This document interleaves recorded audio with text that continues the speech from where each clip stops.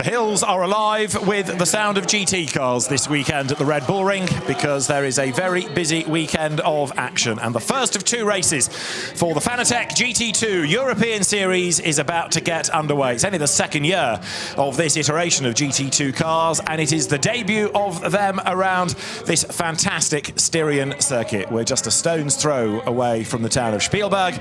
We're at the current home, of course, of the Austrian Grand Prix, and with this being KTM's home ground, it is perhaps no surprise that KTMs are out in big numbers, and justifiably for them, one lines up on pole position. Filip Sledecka makes his debut in the championship, replacing a rather under-the-weather Serhii Sarmini, and the former Lamborghini Super Trofeo and FIA GT3 racer has put the car on to pole position for the first of the two 50-minute races that we have here at the Red Bull Ring this weekend. Normal format, rolling start, about to get underway. Then, of course, mandatory pit window between 20 and 30 minutes. The top three in each class from the previous race at Imola carry 10, 7 and 5 seconds worth of extra pit stop time when we get to their stops. The pit stop time for everybody else remains under the regulation, but there's the extra 10, 7 and 5 given over to the drivers that had a top three result last time out. So the green flag is waved, the cars accelerate away. David Addison trackside, Filip Sledecka is the man who will line up on pole position. Then it's going to be, of course, a 2x2 rolling start for when the cars make their way back towards the timing line to get the race underway. And with the outside of the front row being claimed by Klaus Angerhofer, it is an all KTM front row of the grid. So Filip Sledecka, who shares with Stefan Rosina, is the man on the inside of row one, and alongside on the outside is Klaus Angerhofer. Diego Alessi makes his championship debut, and he lines up alongside soloist Henri Hassid, who had a win at Imola. The third row of the grid is where you find the other Imola winners, Nicolas Salins and Stinus Longin. Nicolas Salins goes first, Gianluca Giorgi lining up on the outside of that row ahead of another newcomer, Horst Felbermayr Jr., and Peter Gulinks will be alongside him. Then in number 15 to go first on the next row of the grid, it is Chris Rosenberger, alongside is Aurelius Rustica, unlucky not to win at Imola, more of which we'll get to in due course, ahead of Kevin Weider in the repaired Brabham BT63 after its big accident at Imola, and Stefan Rattel in the new for this weekend Mercedes AMG GT Track Series that had a damper issue in qualifying, but it did at least get a lap time in. Michael Doppelmayr only racing today. He starts in the car he shares with Elia Earhart, and Leonardo Guarini is at the back of the grid, having clocked up lots of behavioural warning points for which you get this grid drop. It's a 10-place grid drop by now, and that therefore puts him to the back of the grid. 80 seconds is the pit stop time. Window is 20 to 30 minutes, and the pit lane speed limit 50 kilometers an hour when we get to that part of the race. Just to finish off the Aurelius Rustica story, they were second on the road at Imola, a race that was stopped after an accident for the Brabham, but the marshals had wrongly identified a track limit penalty, a yellow flag penalty to number 11 rather than number 1. So the Salins Longin car was given a penalty that it didn't deserve, therefore it was put behind Aurelius Rustica and Michael Vergers in the results, and then that was argued over. It should have been a penalty to the Brabham, number 1, before it fell off, rather than 11, the Audi. So the result had to be all unravelled, and so Aurelius Rustica and Michael Vergers have had a class win, but not yet an overall win this year nor last. The two Dayglow KTMs then looking out the front of the grid. It's like a pack of highlighter pens coming to the grid as they make the run out of turn 10 up towards the timing line. The pace car, as it is, peels into the pit lane. We go racing, and a good start made by Filip Sledecka then on the inside line as they make the run up towards turn 1. A little bit of leaning in the mid-pack there because it looked as though Peter Gulinks, it was, leaning on Gianluca Giorgi's Porsche. Way out, drama already, and that is Aurelius Rustica, who is in the wall even before turn 1. Aurelius Rustica has one type of luck, and it's bad luck, and now he has got a wrecked car, and with him has gone Chris Rosenberger. Safety car is deployed straight away by Peter Daly, the race director, and even before we get to turn 1, it has kicked off, and there's more mayhem up at turn 3. In the midst of all of that, trying to escape is one of the Audis from the PK Car Sports squad. But Aurelius Rustica, with a huge amount of rear damage, is out of the race. So that car that's run by the high-class racing stable is going to have a lot of work done on it overnight. It can't get going. Now, how it got into the wall, we didn't exactly see the start of, but there's no doubt about the outcome. It is stranded on the circuit. Chris Rosenberger's car is stranded around the corner. And I'm afraid to say that that takes at least 2 out of the equation. While all that was going on, the KTMs from the front row, Sladecka and Angerhofer, got away. But look at all the damage that's been done to the bodywork, to the diffuser, to the suspension. That car being turned around, it was a big hit. And they're also out of the race. Number 15, Chris Rosenberger. They were together on the grid. Let's try and piece it together. You need to be looking to about row 5. So Rustica comes up the middle of the road, moves across and gets hit from behind by Rosenberger, and that fires him across to the other side of the racetrack. So he got damage from a hit, damage from hitting the wall. Here it is from the back. Now look, the Audi is absolutely in the middle of the pack, and then there's the contact that fires him across the road, and boom, into the barrier. So, safety car deployed. They're going to have to negotiate the debris as well. And there, spinning across the front of Stefan Rattel was Aurelius Rustica, and Rosenberger's car with the damage gets no further than turn 1 as well. Broken suspension, bodywork damage, that puts that car out of the race. Rustica tried to get going and then realised that the suspension was all smashed. Into the pit lane has also limped Diego Alessi. Now, Diego Alessi was on the second row of the grid, so I think he got caught up in all the dramas up at turn 3. Slow through turn 1 because of an incident. The teams are being told to tell their drivers. Right, there is Diego Alessi with a punctured tyre. That's why he is in, so he's picked up some debris, some damage.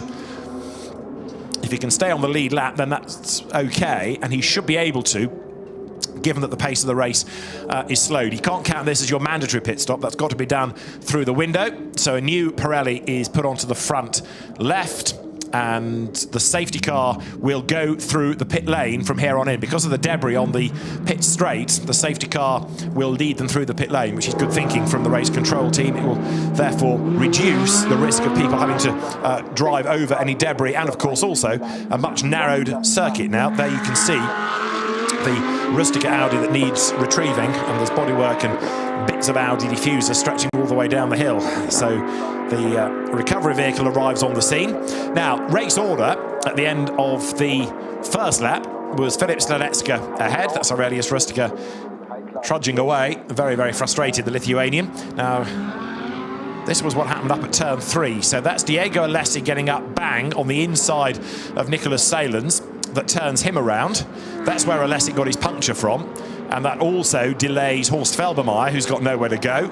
You can see the damage on the front of Alessi's car, but interesting because the damage came from the contact, but it came straight away. He limps on, Salins limps on, and drops to 7th. And now the safety car brings them down the pit lane. So the incident between Rustica and also Chris Rosenberg is going to be looked at by the stewards, chaired by another British official, Steve Burns.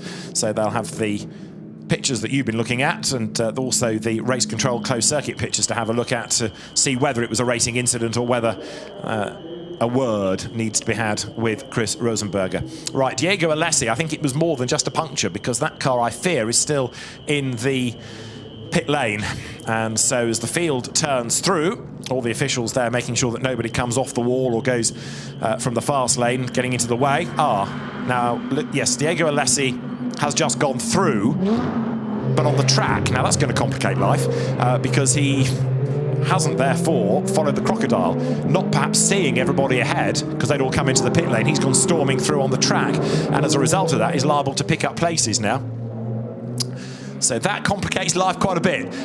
He hadn't been shown as leaving the pits, but he clearly has. And so Diego Alessi, there he is. Now, he's kind of overtaken everybody by staying on the track rather than coming down the pit lane. An innocent error, I would suspect, because the message wouldn't have necessarily got through to him, and there was nobody ahead directly to say he couldn't follow the train of cars because they'd already pitted. He had a clear road, so he did what you would expect to do, which was to stay out.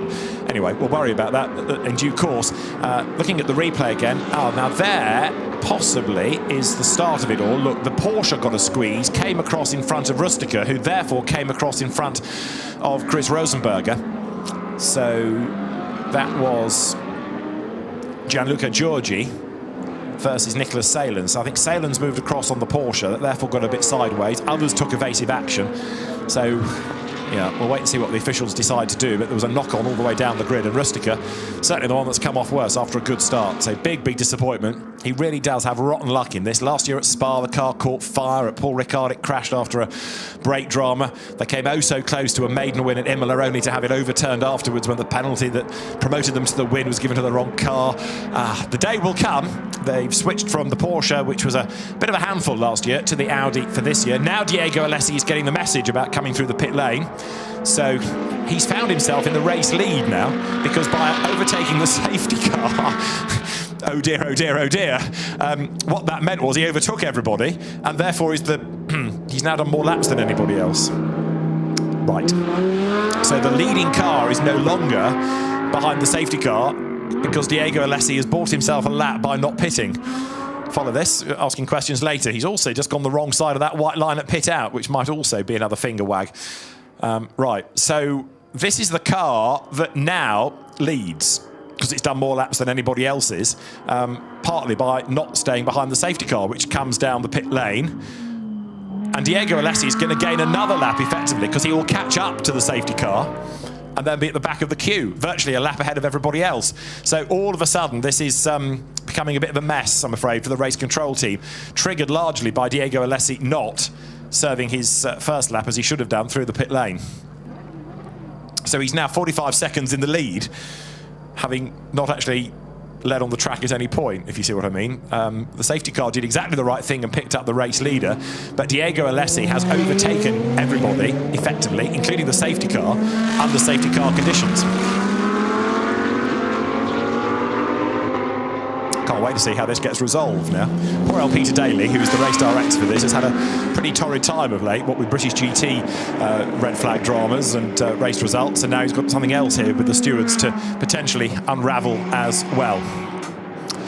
So, we are still under the safety car, largely, whilst race control works out how it can rectify the situation. What really needs to happen now is that everybody needs to be waved past the safety car so it picks up Diego Alessi.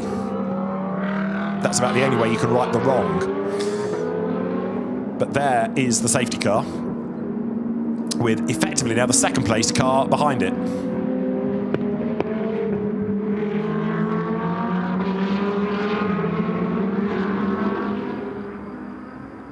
So Filip Sladecka, who has never seen a car overtake him, tries to work out how he's in second place. So there, the Mercedes AMG GT Track Series downhill. Stefan Rattel, of course, the brainchild of so many GT formats, GT3, GT4, now this iteration of GT2. He's the man behind the wheel of that car, sharing with Bernd Schneider in that Mercedes. Great to have it on the grid. Great to have Bernd Schneider in this, the multiple DTM champion. Oh, safety car is in this lap. Right, so I'm not quite sure how they're going to unravel the Diego Alessi situation here.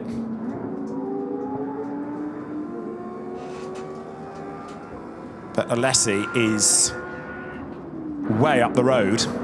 So this is technically the lead battle, but really second on the racetrack now, as Filip Sladecka sprints away. Safety car comes back in, and over the timing line they go.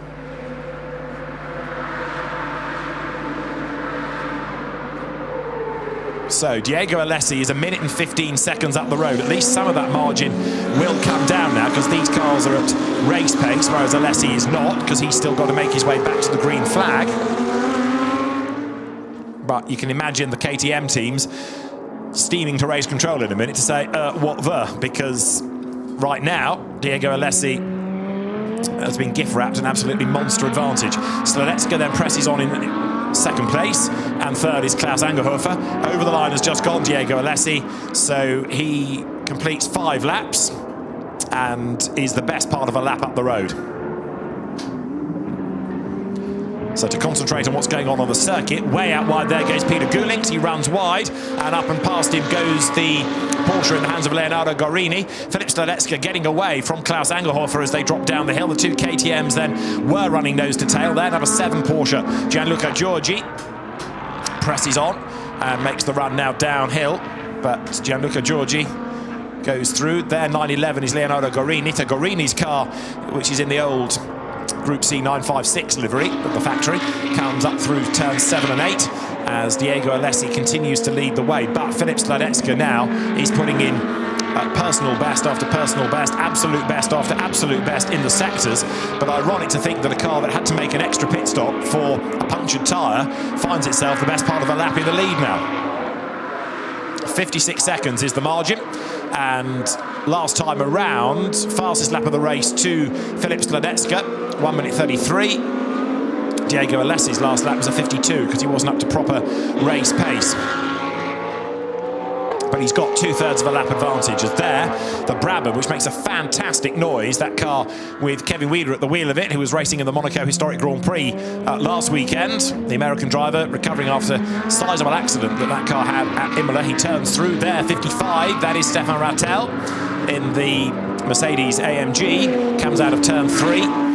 And now makes that run once more downhill. So Diego Alessi goes through. His last lap was a 33.027. There is barely anything in it between him and Sladecka here to suggest that the KTM has a chance of catching up. Now, the only thing that might help the KTMs in a sense is that Luca Piri, who was the driver in Q2 in number 88, the leading Audi, really seemed to struggle for pace. Now, if that continues to be a problem, it might throw the advantage back the way of the KTMs.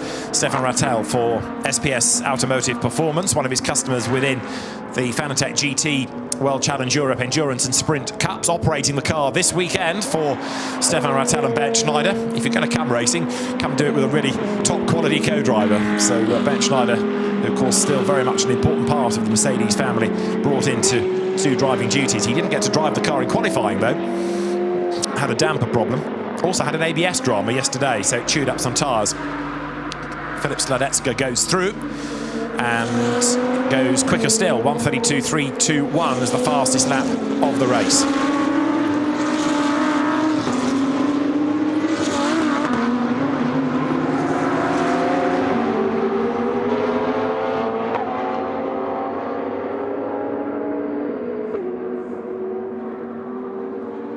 So the cars climb up towards the turn 3 right-hander. Kevin Weider coming under attack there from Horst Felbermayr, who goes through on the inside. Horst Felbermayr Jr. and his son, Junior, has already been racing today in the GT4 race. Cars sprint the way down the hill now, but Horst Felbermayr on home soil, the Austrian driver, making his way then now into turn 4 and chipping away up the order.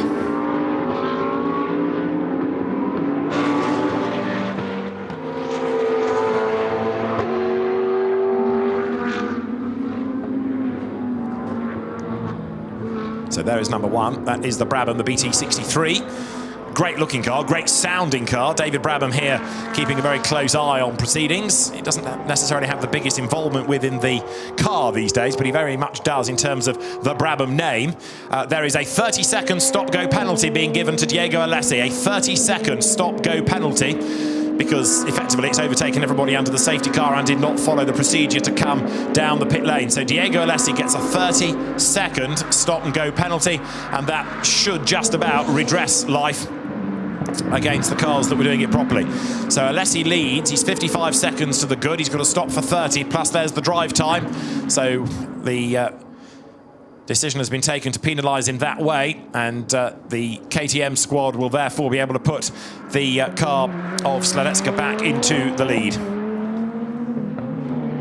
Very wide there, though, goes Klaus Angerhofer, and that, as a consequence, means that he's in jeopardy as the cars sprint out of turn 3. And he does lose a place, because up past him now goes Gianluca Giorgi, who got a 2nd and a 3rd out of the Imola weekend, and he's just picked up another place on track, as you see. But the KTM snaps at his heels as they come out of turn 3 here.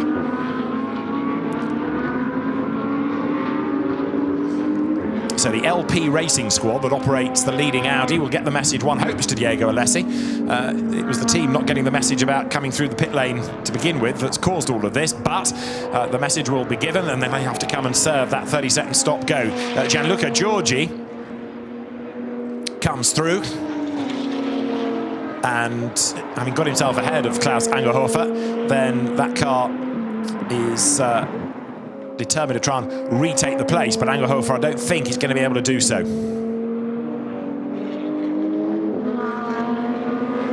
Filip Sladecka has gone by. There he is. The KTM heads up the hill.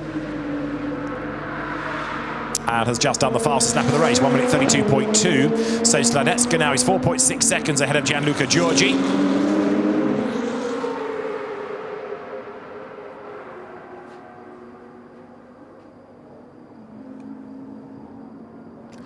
So Sladecka to the top of the hill at turn 3. There going through is then number 7 Porsche, Gianluca Giorgi. Looking for a moment, I thought they might have a cracked windscreen. Just keep an eye on that, because that might be a distraction in the sun late afternoon. Here is Diego Alessi in then to serve the 30-second stop-go penalty. And the team, I think, will have to orchestrate that. So the car will come to its box.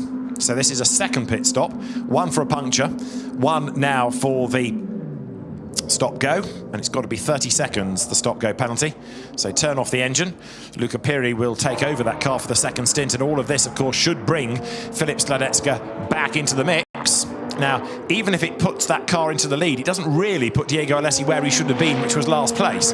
However, it does right one of the wrongs. There, Gianluca Giorgi goes through ahead of Klaus Angerhofer. Henri Hassid, Imola winner, is next in the queue, and Nicholas Salens, who was the other Imola winner, currently down in 8th place. So away goes Diego Alessi, and Filip Sladecka goes through there. So he's going to get his lead back, but even so, Diego Alessi has benefited hugely, because rather than be last, he's going to come out in 2nd place. He's lost his lead, but he's still in 2nd place. So even with the penalty, he's had a big win.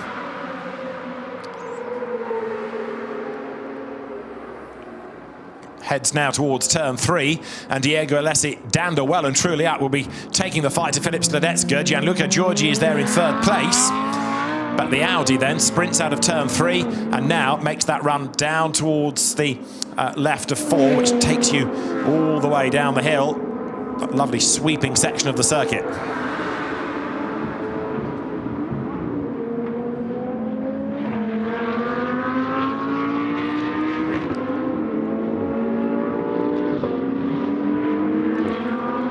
Stefan Rattel on his toes here, tries to make his move on the inside of Nicholas Salens, who tries to turn across the front, and there's contact. Oh dear, that Mercedes is having a torrid time, and Salens is off the racetrack as well.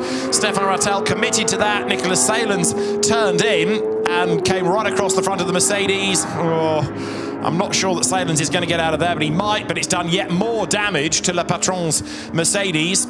So Stefan Rattel crawls round that car with a left rear damper issue this morning. Now it's got front left damage, I suspect. Yep, it has. So poor old Stefan Rattel. And yet again, Bert Schneider is unlikely to get a drive. That car heads through 7 and 8. Remember a little while ago I mentioned Diego Alessi cutting the white line, coming out of the pit lane. Well, he's under investigation for it. And there, look, Rattel up the curb. He couldn't be taking more evasive action. He committed to the line. Salens was turning across, and I think also thought, oh, this isn't going to work, and they met in the middle. But the net result, I'm afraid, is 2 more cars with damage.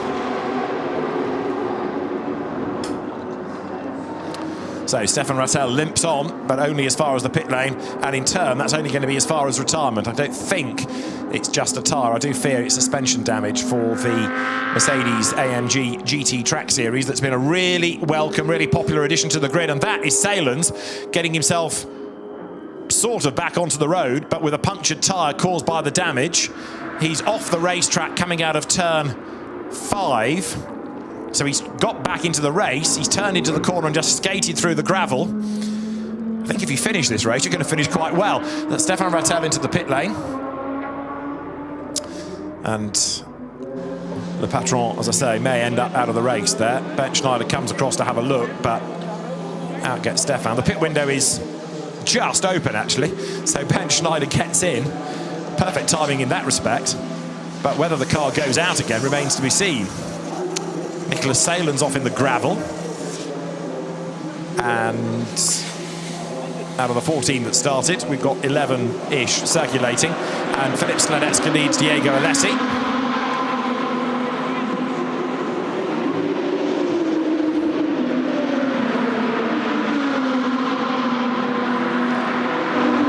Right, start. So Ben Schneider ensconced behind the wheel of the Mercedes, ready to go if the car is able. If it's only a tyre, and that looks to be all that they've changed or are changing. So the SPS Automotive Performance team trying to send it back into the race. That is Nicholas Salins, as you see, who's gone skating through the gravel and out of the race. That's the battered wheel coming off the car, and now the team will see whether there's anything else in there that needs to be sorted out. To the geometry, to the suspension, to the brakes. Stefan Rattel was almost alongside. Admittedly, he arrived a little bit quickly, but Nicholas Salins certainly came across on him, and the two cars meet with force. Punctures to both. And Nicholas Salins then out of the race. Stefan Rattel also very frustrated about that. If you're going to drive into anybody, not the promoter of the championship, that's certainly the last person you want to make contact with. And equally, from Stefan's point of view, he doesn't want to be making contact and having accidents with customers. Down the pit road, they're now starting to come for the mandatory stops. So the SR of SRO, Stefan Rattel, has a look at the Brabham, as in also has now come number 18, which is Michael Doppelmayr, who was in 10th place to give way to Elliot Earhart, and Michael Doppelmayr only drives today. Apparently there are unavoidable and unforeseen personal circumstances that will keep him away from the circuit tomorrow. So he's not had to do a great deal of racing, sadly, but it is done, as now into the pit lane has come Filip Sladecka to give way from the race lead to Stefan Rossiner. And there Michael Berger's talking to Stefan Rattel about driving standards in general. 18 in front, 11 in front of you slowed down. There were 5 cars in front of you, they all slowed down suddenly. But we don't know why, we didn't see it. And on the image, it looks wrong, or I don't.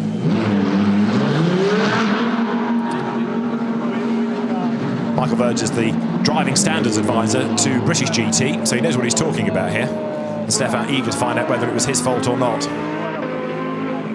So Stefan goes to see his team in race control, potentially now, to find out more about the incident. Right, so that is the car that led coming into the pit lane. Filip Sladecka has now handed over to the more experienced in this car, Stefan Rossiner, who used to race in Porsche Super Cup.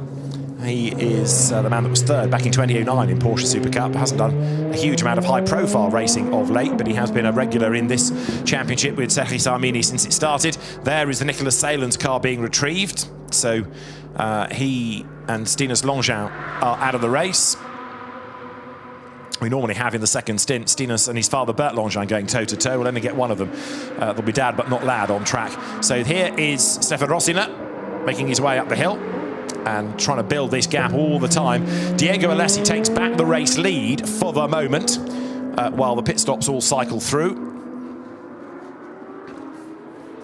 And of course, the next question in all of this being what the pace of Luca Piri is going to be when we get into the second part of the race with him behind the wheel of the Audi that briefly led. Henri Hassid, who won the opening round of the championship, is currently in 4th place. Henri Hassid as well is an AM, drives solo, so you can't be a pro-am on your own. I'm glad to say it was only a tyre. Ben Schneider at the wheel of the Mercedes comes out of turn 10. So although the car was delayed, of course, it was able to pit and do the driver change on that lap. So they only had to make one pit stop. It was half a slow in lap, but Schneider now absolutely hustling on in that car. It's a bit dog-eared because it's had a pretty troubled weekend in some respects, but Ben Schneider now wringing its neck. He's in 11th place at the moment. The target there is Elliot Earhart just going up through turn 3. Elliot Earhart, number 18, former Polo champion, German SEAT champion, and a regular over the last few years in ADAC GT, which is the core championship at which the Fanatec GT2 European Series is running this weekend here at the Red Bull Ring as part of the GT Masters weekend. So Ben Schneider downhill, watching him in this car is going to be absolutely fascinating. Don't forget, of course, this is a driver who not only was 5 times a DTM champion, more than anybody else. He got as far as Formula 1. He was FIA GT champion in the Mercedes era. He's won the Nürburgring 24 hours. He's won the Bathurst 12 hours. He's won the Spa 24 hours twice. German Formula 3 champion. At 57 years of age, Ben Schneider has lost none of his pace, none of his enthusiasm. Lap times are going to be fascinating, as also they are from Anders Fjordbach, because Fjordbach has now done the fastest lap of the race in the Brabham, and Anders Fjordbach, therefore, is trying to bring that car into contention, the high-class racing entry. But Schneider dances out of turn 10 up towards the line. Interesting that perhaps, unlike many, he doesn't see the need to run quite as wide out of turn 10. Keeps it within the white lines, looks a little bit smoother as a result. And Elliot Earhart ahead of him has just done the fastest lap of the race in the Audi, number 18. So Elliot Earhart for LP Racing, Luca Piri Racing. Luca, who is a neighbour in Italy of Stefan Rattel. They found themselves chatting during lockdown in 2020 about motor racing over the golden fence, as it were. Then took up sim racing together, and then when the world reopened, thought, well, I'll tell you what, why don't we do this in the real? So last year they shared a car, and now Luca Piri with different co-drivers. So as Stefan Rossina presses on in his KTM, this is Elliot Earhart, fastest man on the track right now. And Elliot Earhart, we know, is fast from what we saw at Imola, from what we've seen in the past in GT Masters, using all of the track there, coming down out of turn 5 and 6. More of the regulation pit stops just cycling through, incidentally, but on track. The Audi, great noise it makes, and you can compare and contrast the GT2 R8 here with the GT3 version. These cars that don't have anywhere as much aero, and it almost bites Earhart there as the back really wagged savagely coming out of turn 9. Yes, there is a little bit of aero, but they're not as aero dependent as a GT3 car, which means there's a bit more for the driver to do, and a lot of correction was needed for Elliot Earhart there. That could have been a bit nasty, but he managed to correct it. Big slide. And then runs out of turn 1. Again, you've got to be so careful with track limits around this circuit. Turn 10, turn 1, turn 3 are the key areas, which is most of the lap, really. They're the 3 key corners to it. A very steep climb up to turn 3. And finally, you get to the top. There's a little bit of a crest. And then now it starts to just about level, and then it drops downhill. Ben Schneider, fastest lap of the race. Are you surprised? So the Mercedes looking good. The Mercedes AMG GT Track Series in 11th spot. Great to have it here this weekend as you look at Earhart, who is chasing after Reinhard Koffler. He's 24 seconds back, but the lap times are evenly matched as now Diego Alessi comes in to give way to Luca Piri.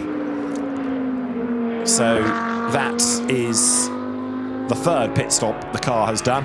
The pit stop numbers somewhat exaggerated, of course, by the numbers of laps they had to do through the pit lane. But in terms of genuine pit stops, this is the 3rd now.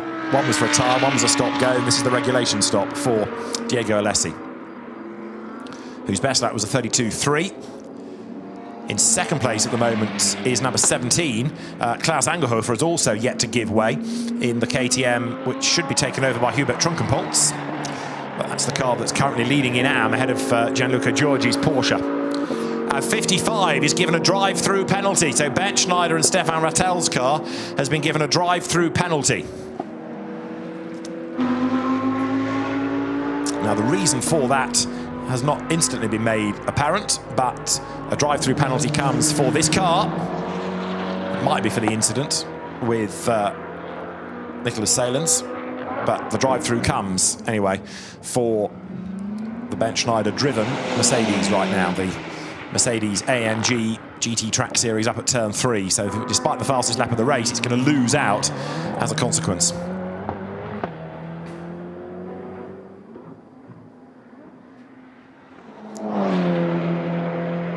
Makes a great noise, that Mercedes. The long-nosed Silver Arrow heads down the hill, and towards turn 4 comes Ben Schneider. Right, Klaus Angerhofer has now pitted in the KTM, and that is Luca Piri, who has stopped coming out of the pit lane. So that's the car that Diego Alessi had brought in, and Luca Piri loses yet more time. Something has gone wrong at pit exit. He got away, and then clearly at the top of the hill came to a halt. He's had to do, by the look of it, a sort of Control-Alt-Delete, reset it, and away he goes. But more time lost then for 88 Audi in what has become a very, very busy race. Is it going to calm down for the last 20 minutes? In a sense, I hope not, because it's been very entertaining. And now with different drivers in a number of the cars, their pace will be affected accordingly. Now there is Luca Piri. He is being chased by 911. The 911 in the hands of Leonardo Guarini. That is Elliot Earhart, who is now off the road. This is the race that keeps on giving, isn't it? Although for some drivers, it's giving them bad luck and problems. But it looks like Earhart is out. Now, what happens to him? Let's see. Oh, just goes straight on, a big lock-up. Coming into turn 9, was that a puncture that caused that, or is it a failure? He's all locked up anyway. He goes across the gravel. It's at turn 9, I think. And Elliot Earhart does not get going again, suggesting that there was some sort of failure in all of that. So Elliot Earhart out of the race. Big disappointment. He does at least get to drive solo tomorrow, however, which will be interesting to see how that translates into a result for him. Everywhere you look, there's a car in strife. There's another one being towed away in the background. The drive-through done, as you, I think, seen for Ben Schneider.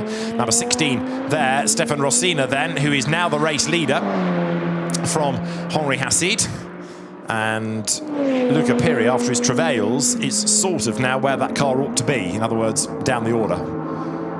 After the indecision over the safety car process on its part. And it's now getting a 10-second stop-and-go penalty as well. So that, I think, is for the pit lane white line cross. So 88 being given a 10-second stop-go penalty. And that, I suspect, is for crossing the white line at pit exit, which happened quite a long time ago. Right, replay of yet more fun and games. Oops. Anders Fjordbach there getting into the back of Bert Longin. Well, he's just taken 5th place, but in rather robust fashion. Come on, Bert, he says, gives him a hurry up. Nudges him up the road. 88 driving through the red at pit exit, not for crossing the white line, but for going through a red light at pit out. That's from the race director, Peter Daly, to confirm that situation. So it's keeping them busy in race control, all of this.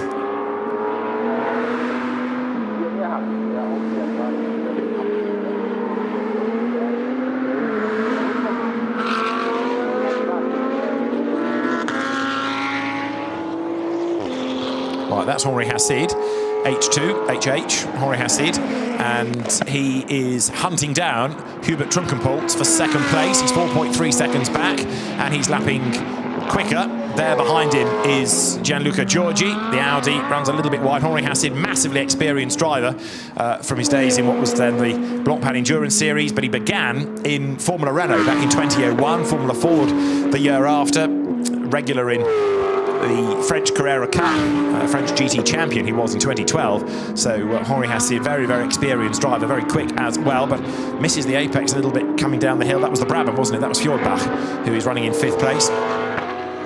It's always worth focusing on the Brabham, especially for the noise it makes.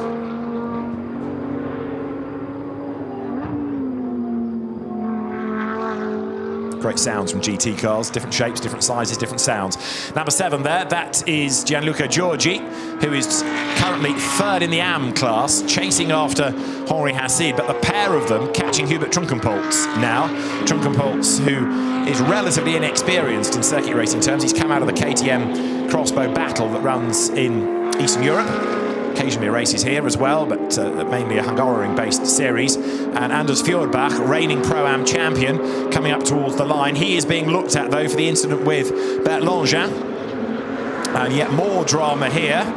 Next one off the racetrack is Guarini. Leonardo Guarini down at turn 4. Off the road, back on again, brings a whole load of gravel with him. And hopefully has not cut a tyre in doing all of that. Peppers the racetrack with little marbles, and Leonardo Guarini comes up towards the line in the fag packet liveried Porsche, goes through another of the LP Racing stable, sets the car up for turn 3, and as he does so now, Leonardo Guarini, in all of that zealotry, lost a place to Reinhard Koffler, who has taken over number 14 from Horst Felbermayr Jr., the KTM. So Guarini drops back and remains ahead of Luca Piri for the moment. So Rossina leading in the number 16 Pro-Am KTM. Hubert Trunkenpolz, number 17 KTM, leads the Am and is in second place, but being caught by Henri Hassid and Gianluca Giorgi. So Am, second, third and fourth overall, but the top three in class could all change before the very end of the race, which has got 14 minutes and change on the clock. Now, number 1, drive through for Anders Fjordbach for causing a collision. Remember, he got into the back of Bert Langin. So the Brabham BT63, is going to have to serve a drive-through, and for Anders Fjordbach, that should, of course, drop him behind Bert Langin. So, if you'd like, another wrong is righted as a result of that drive-through being applied. Stefan Rossina has gone through in the lead by 12.5 seconds. Trunkenpolz is 1.7 seconds ahead of Henri Hassid, who in turn is only 2.3 seconds up the road against Gianluca Giorgi. So it's all concertinaing quite nicely. They're going through is Stefan Rossina. This is the man leading the way and looking pretty dominant right now after the dramas that we've had. The Slovakian former Porsche star down towards turn 4. And right now he's got the racetrack to himself. He can pick his lines, he can drive exactly as he wants.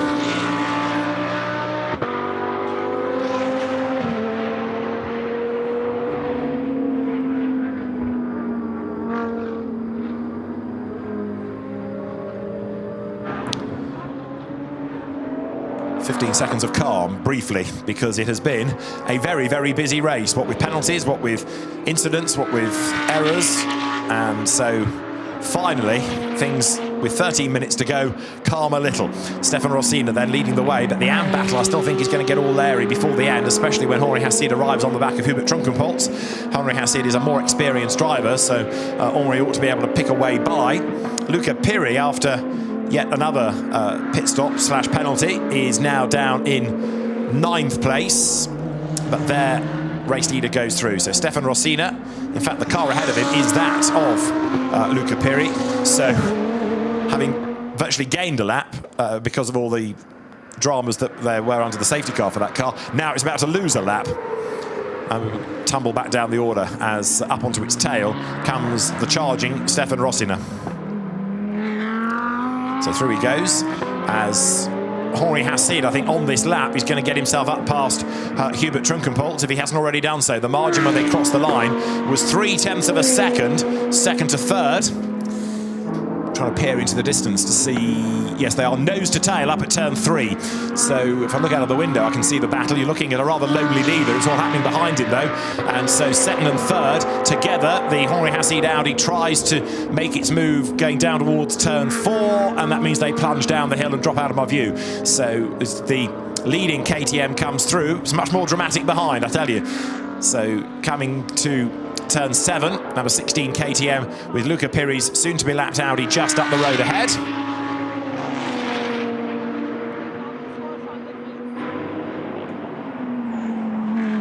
And Henri Hassid should now be up into second spot. Yes, he is. And down to third then goes Hubert Trunkenpolz. So the change has happened. I'm afraid we've been concentrating on a lonely leader rather than watching a proper battle. But we have had that change for second place. So Stefan Rossina goes through. He's up to turn 1.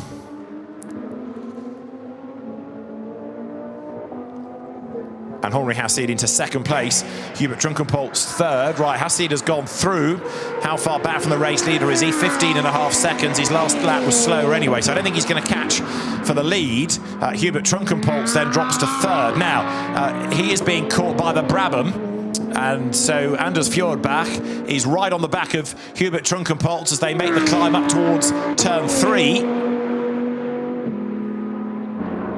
And the Brabham is about to try and make a dive, I think, looking into the distance, but not quite able to go through up at the top of the hill. So now Hubert Trunkenpolz for third place, in danger of losing another position, but Fjordbach has still got to serve that drive-through penalty for causing a collision.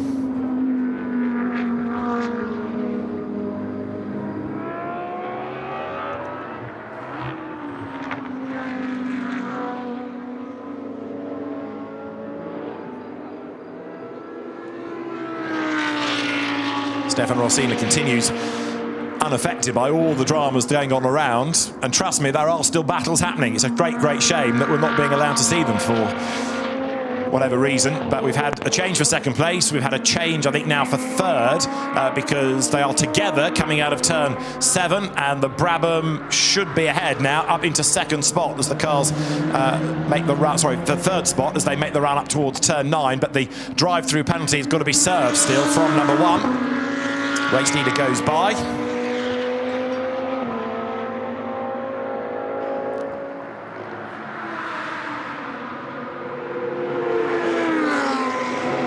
And here, finally, is a replay of something else, which is the change for third position. So this is Fjordbach making his move, coming up towards turn 8, round the outside.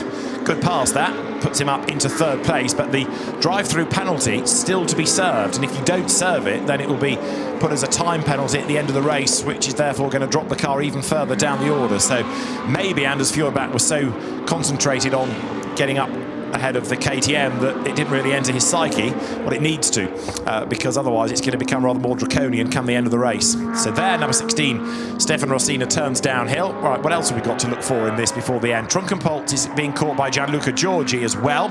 So Henri Hassid, even though we've not seen him for a long time, is the new AM class leader, and Trunkenpolz versus Gianluca Giorgi for second in the AM category. That is also, I suspect, going to change before much longer. It has changed already. This is the replay. So Gianluca Giorgi there goes through on the outside line up towards turn 3. Hubert Trunkenpolz tries to brave it out on the inside line, but Gianluca Giorgi does make it stick on the outside line and go through. Just about avoids contact, but Hubert Trunkenpolz had to tighten his line there to avoid, I think, getting involved in any strife. So it's another slight delay to the KTM. So Gianluca Giorgi goes through up into second in class as well. Right, the Brabham, I think I'm right in saying, has still yet to serve that drive-through.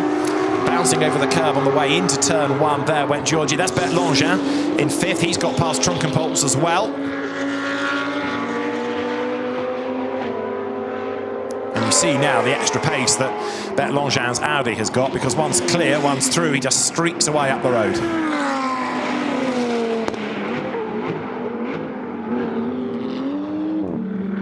So Bert Langin, another hugely experienced GT racer, turns out of turn 3.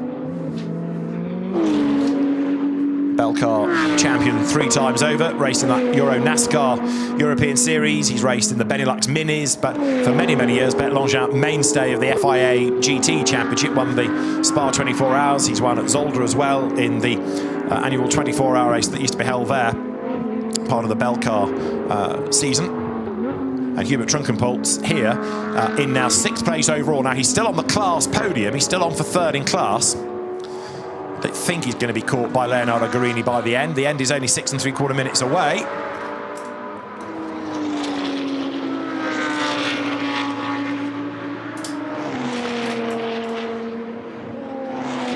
So Stefan Rossina ticks off the laps. Bernd Schneider has still done the fastest lap, incidentally.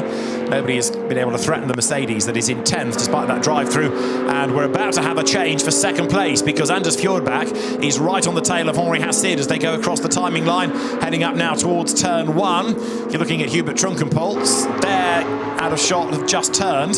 Second and third, Hassid and Fjordbach. So as they now make the run up the hill, the Brabham right onto the back of the Audi. But it's all happening ahead of Hubert Trunkenpolz. I know it's an Austrian car that we're watching on an Austrian circuit, but the battles are happening further up the road. And why Anders Fjordbach has not served that drive-through, whether it's because the team wants to argue about it or whether they've decided it's better to keep racing and get the time penalty added on at the end, only they will be able to answer. But he certainly hasn't served the penalty and is liable to be in a bit of hot water for not doing so. So downhill comes Stefan Rossina. Henri Hassid versus Anders Fjordbach for second and third places. Nose to tail when they started the lap. We'll wait and see. Has Anders Fjordbach been able to find a way past? The Brabham is coming down the hill. I don't think he's got past Hassid yet. The start incident is going to be investigated after the race. There's quite a lot to look at in all of that, I think. But Stefan Rossina now just ticking off the laps, ticking off the corners, comes through with 5 more minutes to go. And the team's also now reminding the high-class racing team that they've got to make that pit stop for the #1 Brabham, because it has yet to serve the drive-through. And as it goes across the line, it has indeed now taken second place. There it is, away from there, Henri Hassid. Now, Hassid keeps his class lead, which is important, ahead of there, Gianluca Giorgi, who's being reeled in by Bert Langin. And here, going through, that was Reinhard Koffler getting past Hubert Trunkenpolt. So that was a change for 6th place, just happening up to turn 1.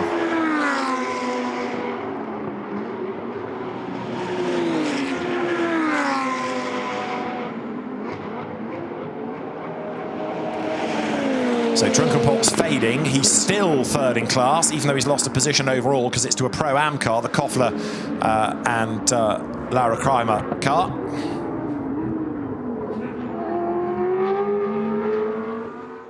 Downhill goes Henri Hassid, still leading the AM class, one of the soloists. The intention is, of course, always to have 2 drivers, but occasionally circumstances mean you can only have 1. And in Henri Hassid's case, he quite likes driving on his own because you get all the track time to yourself, and you're also not at the mercy of a co-driver doing anything rash or getting involved in somebody else's moment. You can listen to that noise all day from the Brabham's engine, couldn't you, as it comes then now down the V8 into turn 9. But Fjordbach, if he doesn't serve this drive-through, he's going to be, as I say, in hot water. There through is the leader, Stefan Rossina, with 3 minutes to go. And unlike the ADAC's races that ran this weekend, this is purely time. It's not time plus a lap. So the flag does go out the first time the leader crosses the line, once the 50 minutes of the duration are up. And Stefan Rossina has made this stint look very easy. Plenty of dramas going on around and behind. Henri Hassid then 2nd, and Fjordbach has now come into the pit lane and has gone to the stop-go penalty box rather than a drive-through. So he's given himself a kind of greater penalty here. This is why he was given the drive-through, but instead of just driving through, he stopped with the officials. He's been allowed out, but Fjordbach, by staying out a bit longer, and I wonder whether the radio was working, in fact, in all of that, because it did seem to take a long, long time to get the message through. Eventually it did, but the Brabham, with a bit of a self-penalisation for stopping for longer than was needed, it's going to drop it down the order into 7th place, possibly worse. So 2 minutes on the clock. Let's just work out, when the leader breaks the beam, how many more laps Stefan Rossina can take out of this. Great debut in the championship for Filip Sladecki. You've got to feel for Sedi Sarmini as well. He misses the race, but it's the one the car wins. Over the timing line, 2 more laps. There's time for 1 more, and another one to be started before the clock hits 0, with a flying lap being about 93 seconds at the moment. So this is the penultimate lap of the race.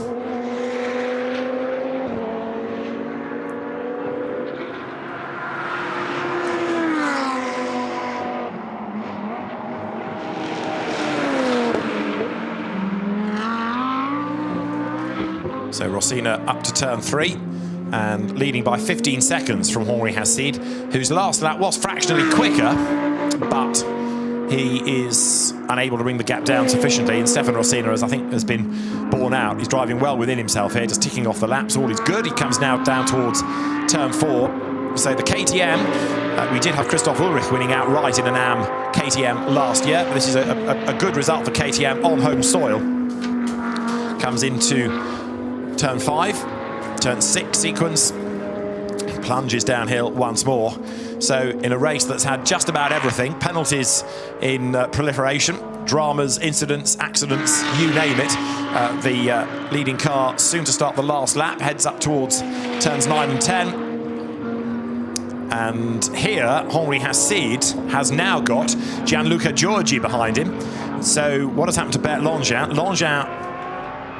No, I'll tell you a lie. Bert Langin is ahead of Gianluca Giorgi. Wrong Audi, do forgive me. So Gianluca Giorgi trying to get his pace back, but Langin has moved ahead, and that is Reinhard Koffler, who is also looking to get up past the Porsche as well. So this is 3rd, 4th, 5th. That's all changed on the penultimate lap of the race, and could yet change again, because Koffler, again, graduate of Formula Renault, looking very rapid indeed. Bert Langin, much more experienced a GT driver than is Gianluca Giorgi, comes up towards the timing line. This explains how the move came. Turn 4, Bert Langin dives up the inside, brakes as late as he dares and goes through. So, job done. Leader on his last lap, and Stefan Rosina may not get quite as easy a time as this again.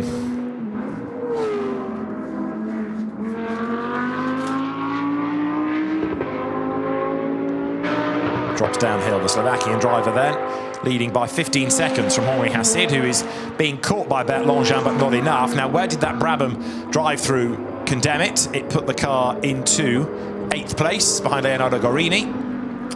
And there, heading through once more, Stefan Rosina with the checkered flag being made ready this time for him in what has been a mighty drive. No argument about that.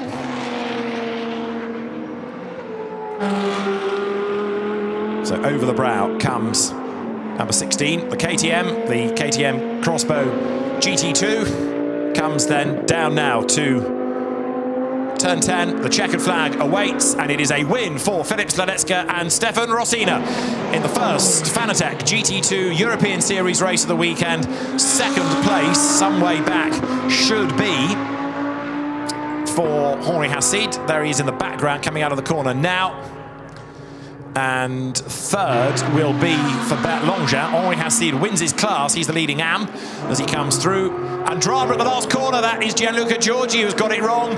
So there's drama right to the very last corner. Gianluca Giorgi's Porsche rejoins. So Reinhard Koffler goes through for 4th. Did that spin have anything to do with Koffler attacking him? I don't know, but the Porsche goes through in 5th, 1 place down. Hubert Trunkenpolz takes 6th. And that'll be under discussion as well, no doubt. So the Ben Schneider Mercedes with the fastest lap of the race to its name. That car now makes the run up towards the timing line. So despite the incident that Stefan Rattel had with Nicholas Salens, it is going to be a top 10 result for the Mercedes AMG GT Track Series as Ben Schneider heads towards the timing line. Will break the beam, will go through, and Ben Schneider finishes in 10th spot. So Ben Schneider and Stefan Rattel, despite the punctured tyre and the pit stop that caused, finish in 10th spot. Stefan Rosina and Filip Sladecka then win from Henri Hassid in 2nd place. Bert Langin and Peter Gulink's taking 3rd. Right, does this explain what happened? Koffler, well, Gianluca Giorgi was on the inside and braked very late, and I think the car just got away from him. Koffler on the outside was lucky not to get wiped out in all of that, but Gianluca Giorgi comes home 5th, Reinhard Koffler 4th, and 3rd in Pro-Am. Gianluca Giorgi was still 2nd in the AM class, just fending off Hubert Trunkenpolz. But this the result then. Filip Sladecka and Stefan Rosina the winners from Henri Hassid, and then Peter Gulick and Bert Langin taking 3rd. 4th to Horst Felbermayr and Reinhard Koffler. Gianluca Giorgi, despite a last lap spin, 5th. Klaus Angerhofer and Hubert Trunkenpolz 6th. Leonardo Gorini 7th, and Diego Alessi and Luca Piri, after innumerable dramas, finish 8th. 9th goes the way of Anders Fjordbach and Kevin Wieder. Stefan Rattel and Bert Schneider come home in 10th. They're the last finisher because Michael Doppelmayr and Elliot Earhart retired with what looked like a failure, damage and a puncture for Salens and for Langin, and damage for Chris Rosenberger and Aurelius Rustica on that first lap put them out as well. The winning cars then arrive into Parc Fermé, and the KTM comes out on top, that of Stefan Rosina and Filip Sladecka, at the end of one of the more action-packed races that we've had in the Fanatec GT2 European Series. In the end, it was a relatively easy time up the road for this man, for Stefan Rosina, but lots of action going on all around him, and Stefan Rosina is a very happy man indeed as he clambers out of the car, and Filip Sladecka is there to receive him.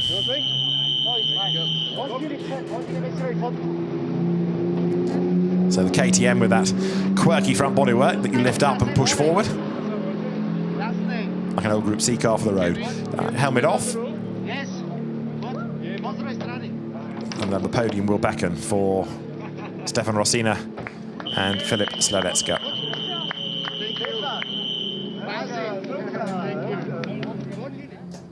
So the winning KTM by 15 seconds. The margin, a good first stint, despite all the confusion that was reigning around. Filip Sladecka and Stefan Rosina untroubled in the second stint, but did not put a wheel wrong to come through for the win. Thank you. Thank you. So very happy top two drivers. Henri Hassid, the AM class winner, second AM win of the year in the LP Racing Audi, the R8 LMS GT2. Mixed race for the LP team, some cars with damage, but a class win anyway. And then third place to the PK Sport squad of Peter Gulinx and Bert Longchamp.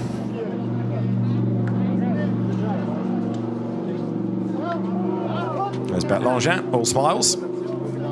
Enjoying this level of GT racing. He's nothing to prove anymore, having, as I said earlier on, been a very successful GT racer going back to the mid-noughties. He and Anthony Kumpen made quite a partnership in Vipers and then in Corvettes, and he also raced with Mike Hesselmans to take sparse successes. Peter Gulinx, who's only in his, second full season of racing. The SRO organised championship. The winners' caps, and there the winners on the left as you look is Filip Sladecka, the Czech driver, the Slovakian Stefan Rosina embracing his co-driver as the KTM withstands their collective weight. They jump down from the car and will head shortly to the podium at the glorious Red Bull Ring. The weather has changed over the course of the day. It's got sunnier, it's got warmer again. Yesterday baking hot, today a bit overcast after lots of overnight rain, but the cloud has largely lifted. There is a bit of rain forecast for tomorrow, but we'll see whether that makes any effect to the early morning GT2 race, because tomorrow the Fanatec GT2 European Series will kick off at 11:15, so we'll be on air just a little bit before that, 11:15 local time, so 10:15 UK, whatever time zone you are on, check accordingly. And as the teams then, in some cases, with a late race today and an early race tomorrow, have a lot of work to do overnight. Certainly the high-class racing squad wanted the Aurelius Rustica Audi back as soon as to try and have a sporting chance of getting that ready for tomorrow.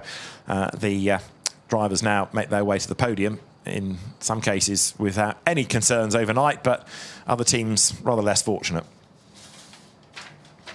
So to the podium they shall come in a moment. The drivers from this third race of the year in the Fanatec GT2 European Series that heads to Spa, heads to Misano before the course of the season is completed, and also, of course, is set for big things next year, because lots of drivers have had a look at this championship. We've seen another manufacturer come onto the grid this weekend, and of course as championships grow you can sell cars, and if you start selling cars championships will grow, so it worked well for the series and the manufacturers to work together really. And Audi, Porsche and then KTM committing early with a GT2 car, and hopefully more brands will come into the series as well. The KTM is perhaps a lower cost alternative, but a successful one, as you've just seen, thanks to the efforts of Stefan Rosina and Filip Sladecka. So KTM, Audi, the top three. The best of the Porsches fifth, and that Mercedes AMG in 10th position. So the podium is getting busier. Drivers being brought forward in a moment, with I suspect an overall and an AM podium the way that it's going to be treated.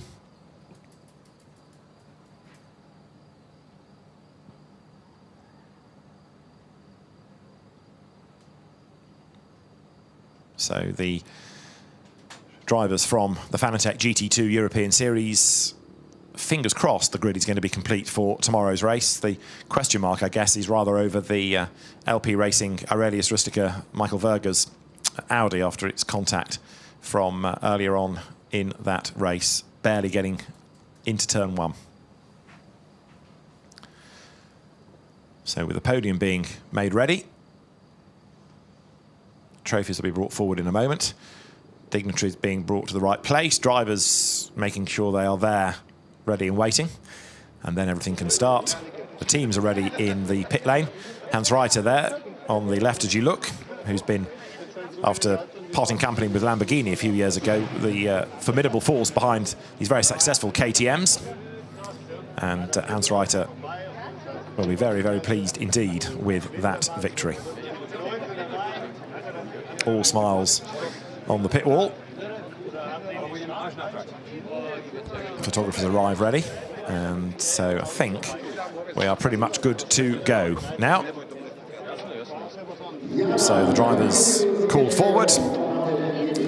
And for this third race of the year in the Fanatec GT2 European Series, one or two different faces on the podium. It's also our third different winner out of the 3 rounds of the championship that we've had thus far. But first of all, to the podium come the drivers in the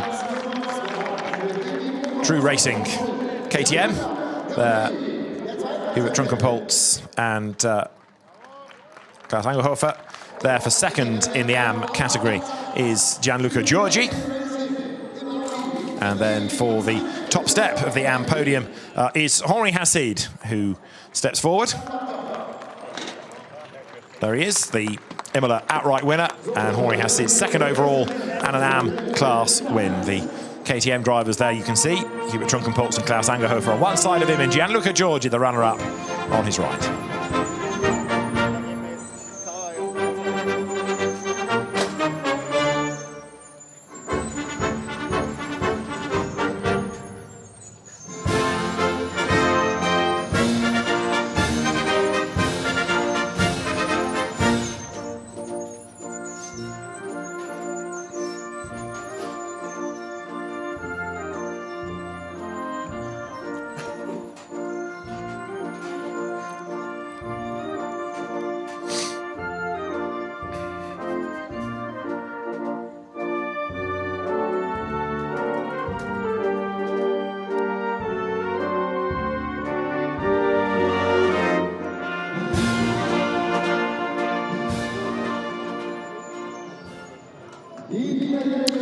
So for LP Racing, the Italian national anthem, the winning AMs then celebrate with the Fizz on the podium.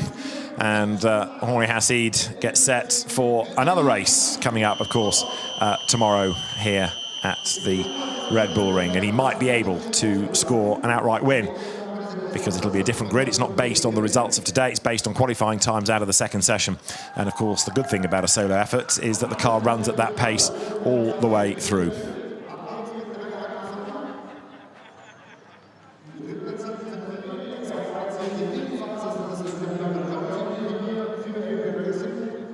So the photographs taken, and so the AMs huddle together. Once the photographs are done, then they shall make their way off the podium into the cool-down room, and then the Pro-Am top 3 can be brought forward.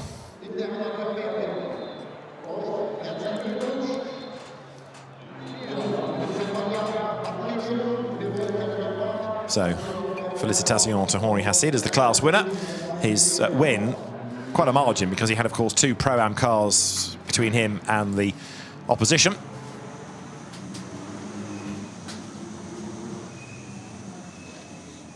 And there's plenty for the officials to be reviewing post-race. The last corner incident between Reinhard Koffler and Gianluca Giorgi is being looked at. The start is being looked at. There's an incident at turn 3 on lap 1, which was the Diego Alessi and who else was involved in it? Nicholas Salen's incident. That's being looked at. So the stewards better not expect an easy and early night, because I fear that ain't going to happen.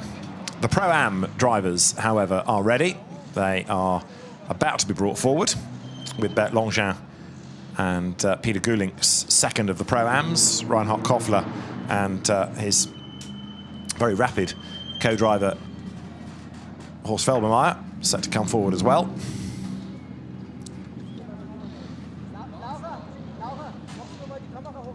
And while the podium is dressed, the backdrop is for yet another grid of cars being assembled for what has been a very full day of action at the Red Bull Ring. And one more race to keep the trackside fans entertained today, which is for touring cars, which come to the grid for TCR Germany. But the Pro-Am podium awaits. So all the drivers are there. The champagne is there. The trophies are behind the podium, ready to be handed. And so we wait for the signal to be given. And it is given. So now the Pro-Am drivers can be called forward.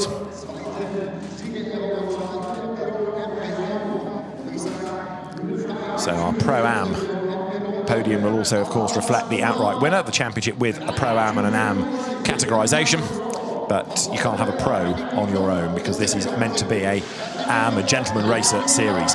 So for third place, out comes Horst Felbermayr and Reinhard Koffler.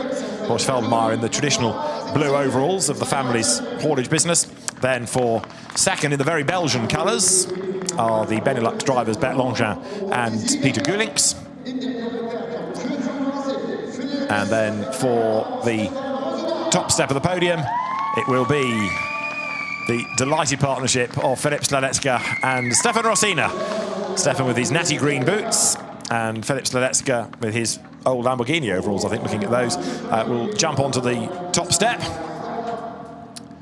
Handshakes all round, as befits a good gentleman drivers series. But there's nothing very gentlemanly about a lot of that. Steve Rouse, the racing engineer from Pirelli, steps forward to hand over the trophies. And a very, very happy race-winning KTM partnership receiving the trophies and now the national anthem of the winning team.